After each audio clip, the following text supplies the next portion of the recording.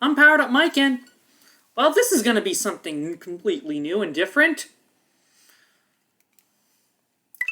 Ah, yes, Super Nintendo Online. The thing is, back in April, about a month ago from me recording this, Nintendo added a completely different kind of game. One game that hasn't been released overseas yet. That game in question? Wrecking Crew 98. So the reason I want to talk about it is, for one thing, well, it's the last Mario game released for the Super Nintendo. So I decided, since I love Mario games, hey, might as well do a whole little series on this. So of course, it's Japanese only. Now there is a fan translation out there, and no, Nintendo, they use the original Japanese version. So we're going to be looking at this top button, Story Mode. Now, the one thing I'm just going to start off by saying is that you just have to learn the rules and be patient. Because the thing is, with the game, it's a lot different than the original Wrecking Crew, in the sense of, it's more of a puzzle game rather than just climb ladders, break things, break this, break that. The general story is, so one day in the Mushroom Kingdom, Mario's basically doing a thing.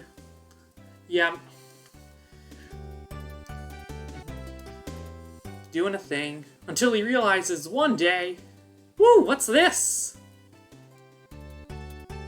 If only this went a little faster.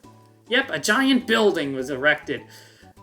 Big shade blocking all the lovely sunlight, and a big shade covering up that lovely 16-bit glory. What is it? It's a building of some sort. Yep, Bowser's taking over the Mushroom Kingdom, this time by building stuff. That's basically it. Again, I'll update the descriptions as needed. And yes, the sun is blocking out the flowers. Of course, no sunlight, no flowers. So Mario goes into his cozy little house, goes into his chest, and, well, grabs his supplies. Hammer time!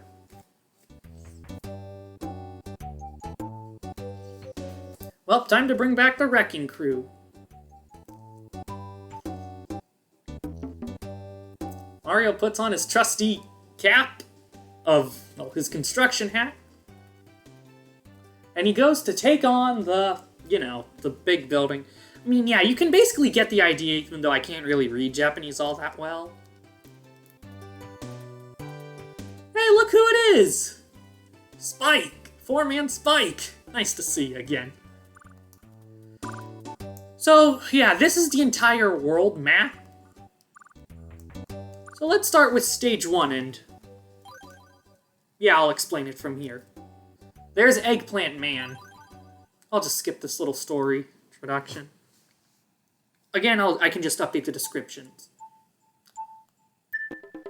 So, with the B button, you can jump.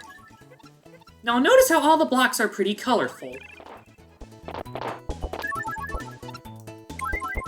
Yeah, each block has a different ability. Matching up 3 in a row of said block is enough to get them away. But we're not exactly here to do that. So, these blue blocks with the up arrow on them, they send an attack to your opponent.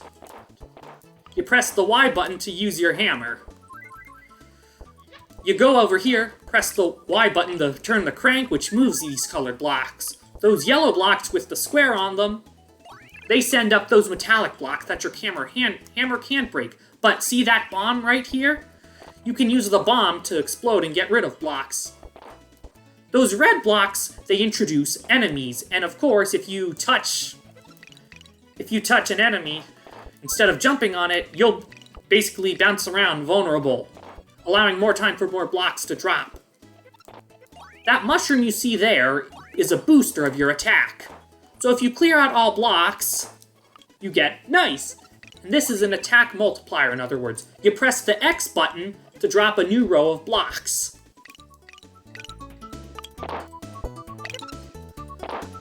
Let's launch some enemies. Nice. Use the bomb. Crank. Yeah. The A button also functions as your hammer. But yeah, this is it.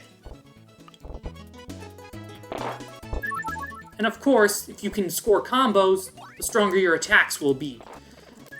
And honestly, I want to say, you know, it's a little bit of luck to, you know, if you get like good blocks to use that you can attack your opponent with, because the faster you can get rewards depending on how fast you beat your opponents.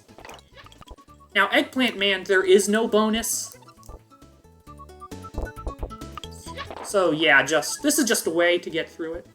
Again, these blue blocks send 2 rows of blocks ahead against Eggplant Man. I really want to say that's his name. But again, I'll update the descriptions. Let's send another row of blocks. Some bricks.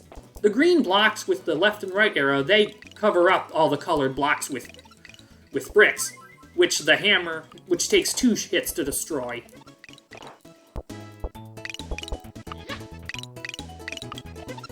Again, of course, lining up 5 in a row, more stronger attacks. I mean, these are the basics. I know that, you know, there are multiple types of, you know, attacks that you can send up, but during my initial playthrough, I didn't encounter a lot of, like, super duper crazy attacks that you've probably read or heard about. And one thing that is nice about this version of Wrecking Crew, well, Wrecking Crew 98 is, they do have a fully playable version of the original from the 80s.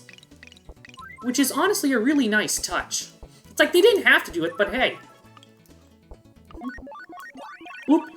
So that means, Eggplant Man, when the beeping goes off, you have 3 seconds to get the blocks from below the line, and if you can't, they lose, and you win.